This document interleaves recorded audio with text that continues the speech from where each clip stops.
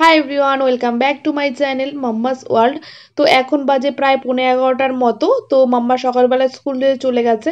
তো ওদের স্কুলের টাইমটা যেহেতু এগিয়ে দিয়েছে, তো এখন মাঝখানে আমি অনেকটা টাইম পাই, তার মধ্যে সব কিছু করে নিয়েছি, এদিকে রান্নাটাও করে নিয়েছি। আজকে করেছি হচ্ছে ডিমের ঝোল, মানে কারি টাইপের, আর এখানে করেছি ফুলকপি আলু ভাজা।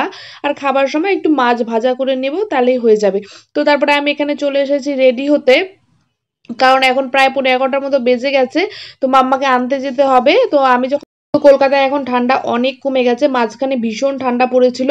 আজকে একদমই মানে ঠান্ডা নেই সেরকম, ভীষণ মানে একটু গরম গরমই লাগছিল সকালবেলার দিকে। তো তারপরে আমি রেডি হয়ে গেছি, চলো এখন বেরোই। তো সকালবেলাটা একটু ভীষণ ব্যস্ততার মধ্যে কাটে আমার, কারণ হচ্ছে সকালবেলা অনেকদিন আবার মাম্মাকে দিয়ে আসতে হয়, দিয়ে এসে তারপরে আমাকে সব কাজ করতে হয়। তো সকালবেলার কাজটা হয়ে গেলে তারপরে তারপরে দুপুরের পর থেকে একটু ফাঁকাই থাকি। তো মাম্মাকে স্কুল থেকে এনে খাইয়ে দিয়ে ঘুম পাড়িয়ে দিলে তারপরে আর সেরকম কাজ থাকে না। তো রান্নাটা আমি ওকে স্কুল থেকে নিয়ে আসার আগেই করে নিই, কারণ হচ্ছে ওই আমি রান্না করতে গেলে তখন বারবার ওই রান্নাঘরের মধ্যে গিয়ে ঘুরপাক খাবে। আরও আর একটা জিনিস, ও স্কুল থেকে এসে আবার ভাত খায়। তো সেই জন্য রান্নাটা আমি আগেই করে নিই, যাতে ও আসলে পরে ওকে আমি তাড়াতাড়ি করে খাইয়ে দিতে পারি। তো চলো আমি বেরিয়ে গেছি, তো আমি হেঁটে হেঁটেই যাব। তো চলে এসেছি মাম্মা স্কুলের সামনে। তো খুব একটা দূর না, তো আমি মাঝে মধ্যে হেঁটেই চলে আসি, কারণ সেরকম তো হাঁটা হয় না।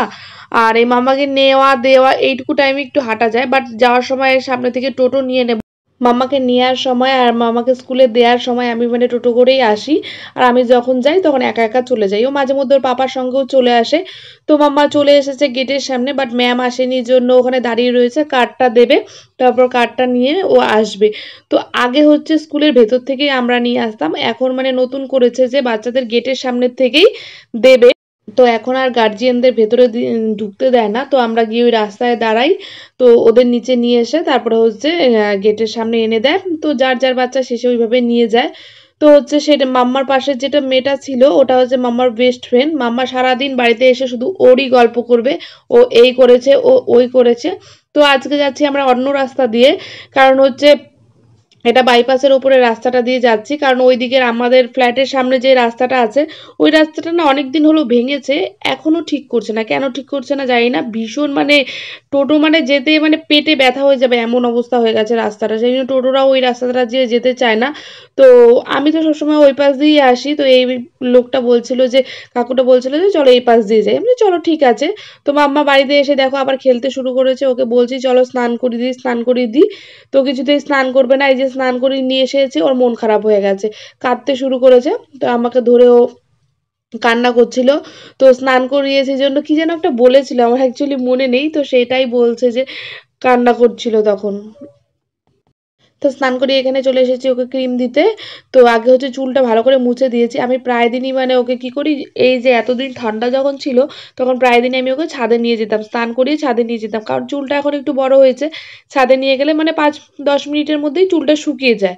আর ঘরে থাকলে কি হয়, চুলটা একদমই শোকাতে যায় না। তো আজকে ভালো করে চুলটা মুছে দিয়েছি, আর দেখি পরে একটু নয় ড্রায়ার দিয়ে শুকিয়ে দেবো, কারণ আজকে বাইরে আর যাওয়ার সময় নেই, অনেকটা লেট হয়ে গেছে, প্রায় 12:15 বেজে গেছে। তো এখন ওকে একদম রেডি করে দিয়ে ওকে খাইয়ে ঘুম পাড়াবো। তো তারপরে আমার অনেক কাজ আছে। তো ওকে ড্রেসটা পরিয়ে দিয়েছি, পরিয়ে দিয়ে দেখছি যে নেলসগুলো অনেকটা বড় বড় হয়েছে। তো নেলসগুলো একটু কেটে দিলাম। কালকে দেখি যে গালের মধ্যে একটু আঁচড়ও দিয়েছে, এখন জানি না ও দিয়েছে না স্কুলের কেউ দিয়েছে, তো সেটা জানি না। তো সেই জন্য ভাবলাম নেলসগুলো আগে কেটে দিই, তারপরে হচ্ছে ভাত খাওয়াতে নিয়ে নেলসগুলো কাটছি, তাতেও বকর বকর, এইটা সেইটা, আমার ব্যথা লাগছে, এই লাগছে সেই লাগছে, কাটবো না, নেল কাটতে নিলে এরকম করবে। তারপর বলছে পায়েরগুলো কাটবে না, এটা কেটে শেষ। তো পায়েরগুলো সেরকম বড়ও হয়নি। তো তারপরে ওকে স্নান করে ভাত খাইয়ে ঘুম পাড়িয়ে দিয়েছি, আমি ঘুম পাড়িয়ে দিয়ে আমি এদিকে স্নান করে পুজো করে নিয়েছি।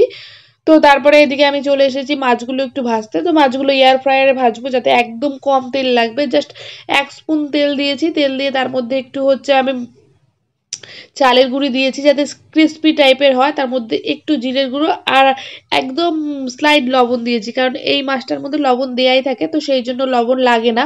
তো এটা আমি 8 মিনিটের জন্য দিয়ে দিয়েছি। তো আমি এদিকে খাবারগুলো গরম করতে করতে এটা হয়ে যাবে একদম তাড়াতাড়ি। তো এটাতে দারুণ সুন্দর একদম হবে, দেখবে তোমরা। এই দেখো ফিশগুলো ভাজা হয়ে গেছে একদম। একদম তেল কম লাগে, তেল লাগেই না বললেই চলে সবকিছু। এটার মধ্যে জানো কালকে রাত্রে আমরা বাদাম ভেজেছিলাম, এত সুন্দর হয়েছে মাছটা, দেখো কেমন ক্রিস্পি হয়েছে, ওই দেখো এ করতে একটু ভেঙে গেল না, দারুণ সুন্দর ক্রিস্পি হয়েছে। তো এই মাছটা ভাজা খেতেই ভালো লাগে, এটা দিয়ে হচ্ছে ওই ঝোল বা তরকারি বা চচ্চড়ি এগুলো খেতে ভালো লাগে না, এটা হচ্ছে ভাজা বা ভাতের সাথে গরম গরম, সেটা আবার গরম গরমই ভালো লাগে, ঠান্ডা হয়ে গেলেও আবার ভালো লাগে না। তো সেই জন্য আমি মানে খাওয়ার আগে আগে একটুখানি ভেজে নিয়েছিলাম। তো তারপরে মাম্মা এখানে ঘুম থেকে উঠে গেছে, ওকে এখানে একটু দিয়েছি দুধ। তো আমি আর মাম্মা ব্যালকনিতে বসে বসে বাইরেটা দেখছিলাম আর ওকে এখানে খাওয়াচ্ছিলাম। তো এটা খাওয়ানোর একটা কারণ বাইরে বসে, কারণ আমি যদি মানে ঘরে খাওয়াতে নিই তখনই বলবে যে আমাকে তাহলে মোবাইল দাও, গান দাও, এসব বলবে। তো সেই জন্যই মানে ব্যালকনিতে নিয়ে এসেছি যাতে ও বাইরেটাও দেখতে থাকে আর ওর সাথে আমি গল্পও করছি। তো টাইমটাও পাস হয়ে যাবে আর ওর দুধটাও খাওয়া হয়ে যাবে। তো আজকে একদমই ফোন চাইনি। তো আমি প্রায় দিনই এরকম করি, যখনই মানে কিছু খাওয়াতে নিতে হয় ব্যালকনিতে বসি, নয়তো কোনো খেলনা নিয়ে বসি যে তোমার সাথে আমি খেলবো, খেলতে খেলতে খেয়ে নেবে। তো এরকমই করতে থাকি। তো আজকে দুপুরবেলা আবার কি হয়েছিল, ট্যাঙ্কি পরিষ্কার করেছে, উপরে জল ছিল না একদমই, তো বাসনগুলো মাজা হয়নি। তো এখনই ভাবছি যে দুধের বোতল, দুধ দিয়ে গেছিল, দুধের বোতল আর কিছু বাসন ছিল আমি খেয়েছিলাম সেই বাসনগুলোই ছিল, তো ওগুলো মেজে রেখে দিলাম। তো আগের দিনই বলে দিয়েছিল যে জল থাকবে না, বাট আমার একদমই খেয়াল ছিল না। তো পরে এসে দেখি যে জল নেই। তো তারপরে মাম্মা আর আমি এখানে বসে একটু অরেঞ্জ খেলাম। তো সন্ধ্যাবেলা মামাকে নিয়ে বসেছিলাম পড়তে, তারপরে ও আমার এই চাদরটা নিয়ে এসেছিল, নিয়ে এসে বলছে আমাকে শাড়ি পরিয়ে দাও, একটু শাড়ি পরিয়ে দিয়েছি। আর ওর ঢংগুলো দেখো কেমন ঢং করছে। এই চাদরটা সেই আমার বিয়ের সময়কার, তো এখনো সুন্দর আছে চাদরটা, কারণ একদমই গায়ে দেওয়া হয় না, এই বছরও হয়তো একদিন কি 2 দিন গায়ে দিয়েছিলাম। আজকের ভিডিও এখানেই শেষ করছি, আবার দেখা হবে নতুন একটা ভিডিও।